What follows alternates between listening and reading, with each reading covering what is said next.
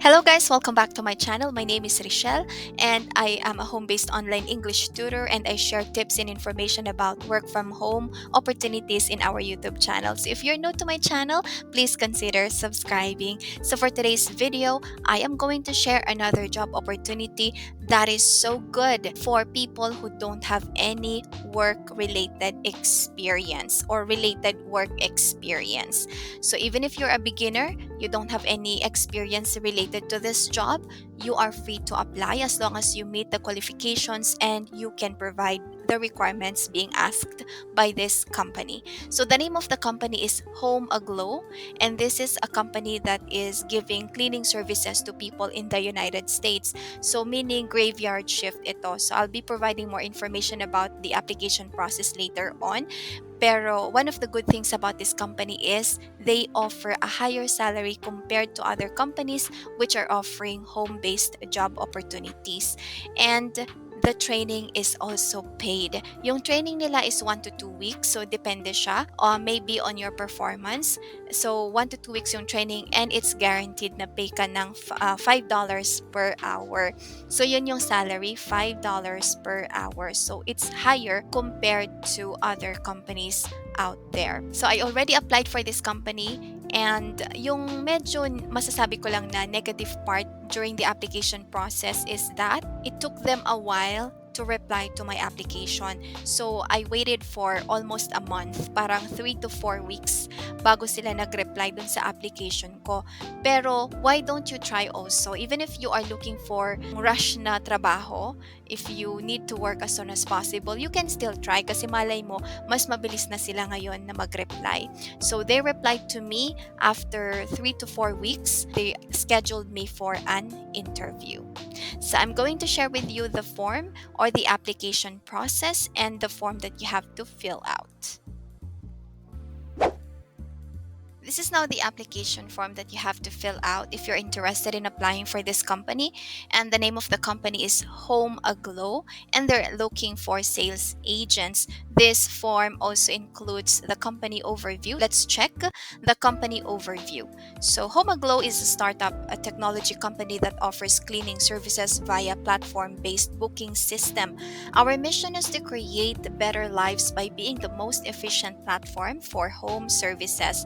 And we've been in operation since 2016 and currently service 50 US markets with 15,000 cleaning jobs worked per week.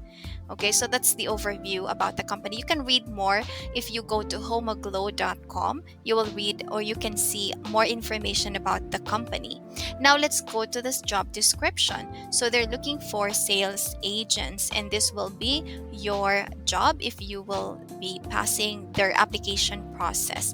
So a sales agent is typically responsible for contacting prospective customers via phone call, text, or email. Successfully convert both warm and cold leads into. So this is your responsibility. You have to convert both warm and cold leads into successful customers. And then use product knowledge to showcase the solutions that our company can offer to prospects. Convince prospect customers to use existing vouchers. Create a long-lasting relationship with clients. Contribute to improving the current workflow by creating and or modifying existing call flows and scripts to improve conversion rates. So meaning the company will also be providing us with their scripts that we can use in calling the customers. And we have now our qualifications. So this is one of the most important information. So we have good to excellent English both in verbal and written communication skills, outstanding listening skills and attention to details. Of course, you will be talking to people over the phone, so you have to have outstanding listening skills. And of course, we have to pay attention to the information being provided by the person whom we are talking to on the phone. Next is excellent phone etiquette. So we have to know how to communicate with customers over the phone. Of course, people cannot see us because we're communicating over the phone, so they cannot see our facial expression, our actions like that. So we have to know how to properly communicate over the phone to make the customer feel that we are there and we are ready to help them, and that we are providing them with facts and not false information.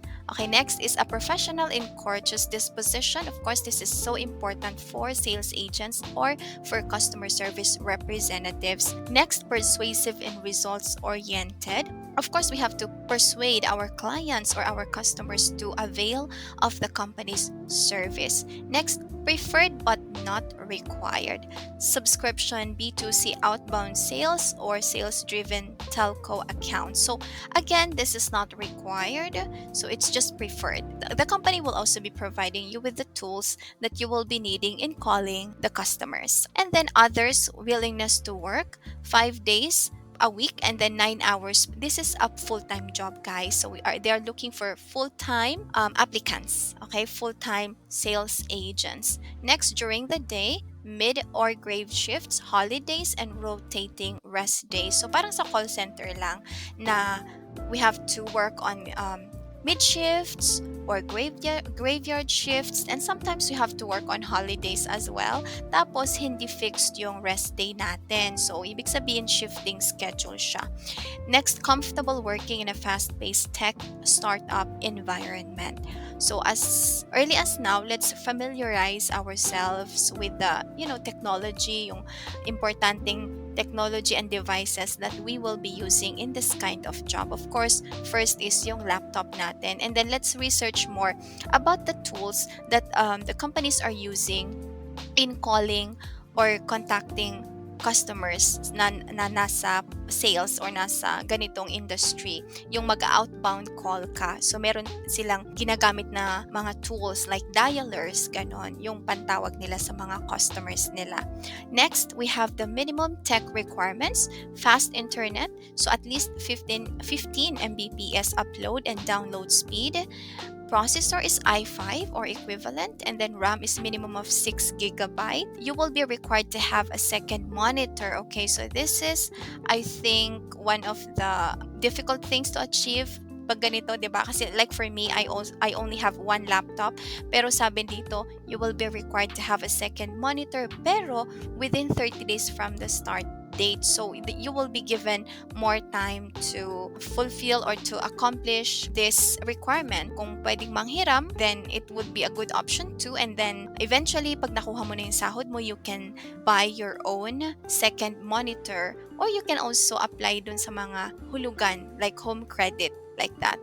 Next, permanent work from home, remote work setup. Of course, this is a work from home opportunity. Let's go to the most important part, which is the salary. Nakita nyo na siya, $5 per hour guaranteed pay, plus earn up to 2,000 per month in sales incentives. So since nasa siya, parang sales siya, di ba? Kasi you will be contacting customers and you have to convert them into successful customers. Yung mga potential customers, you have to convert them. And then, once you convert them, you will be given incentives. So that's also one of the positive things about this company. And again, guaranteed na yung $5. Parehas siya sa training natin. So you can be paid $5 na pagtuntong pa lang sa training period. $5 per hour na siya. Again, paid trial week. And then we have here a probationary period for 4 weeks. So we don't know what are the requirements para dito sa probationary period nila para maging successful na empleyado ka na dito sa company. I think, of course, since nasa sales sila, siguro conversion rate yung one of the most important criteria na i-require nila. Next, please take note of the following. Sabi dito, permanent work from home or remote setup. Work hours is US Central Time Zone. So, most of the time, guys, you will be working sa graveyard shift or panggabi tayo. And then, equipment such as laptop, desktop, peripherals, and such are not provided. Of course, so you have to, again, provide your own laptop. Next, blended. So, we have voice and non-voice. So, it's a good opportunity kasi at least hindi siya 100% na voice, 'di ba?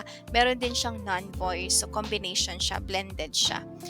Okay. So this is the job post. Okay, so they're hiring sales agents. Again, sabi niya dito, no experience required. So as I've mentioned sa start ng video natin, they're not asking for an experience. So ability to so no experience required, okay? So ability to convert warm and cold leads into a sale, of course. Excellent sales communication with a go-getter personality. And then again, the pay is $5 per hour, which is equivalent to 44,000 pesos per month. And then you can earn 2,000 up to 2,000 US dollars sa incentive nila per month in sales incentives if sales quota and metrics are hit. Okay, so depende siya. Anong sabi niya dito, USD or US dollars to Philippine peso conversion rate will depend on the platform's current payouts date. Now, ito na yung kailangan nating ibigay na information. So we have your name, of course, very important, your email address, mobile number, and then your location. So hire din sila ng people outside the Philippines, and they're also hiring people, of course, here in the Philippines. Okay, and then source, how did you know or how did you find out about this form?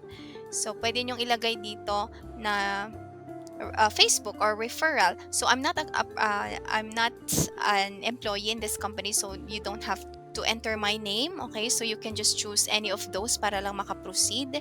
And then, are you currently employed? Of course, they're going to ask if you are working for another company para ma-check nila if you can offer them a full-time working hours. And then availability. So we must fill in this position urgently. Can you start immediately? Okay, so again, sabi niya dito immediately. So it's very good, 'di ba?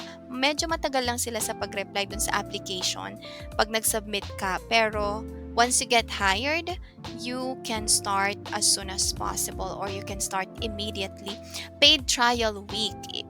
If ever you are chosen to be one of our sales agents before your probationary period will start with us, are you willing to undergo the paid trial week?